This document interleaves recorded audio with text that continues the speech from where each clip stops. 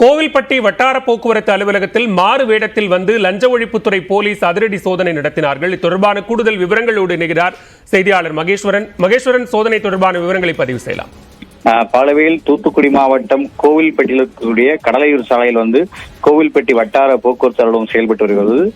இந்த அலுவலகத்தில் இன்று திடீரென லஞ்ச ஒழிப்புத்துறை டிஎஸ்பி பீட்டர் பால் தலைமையில் அப்புறம் இன்ஸ்பெக்டர் அனிதா இவங்க உள்ளிட்ட 12 பேர் கொண்ட குழுவினர் திடீரென கோவில்பட்டி வட்டார போக்குவரத்துல சோதனை நடத்தினர்.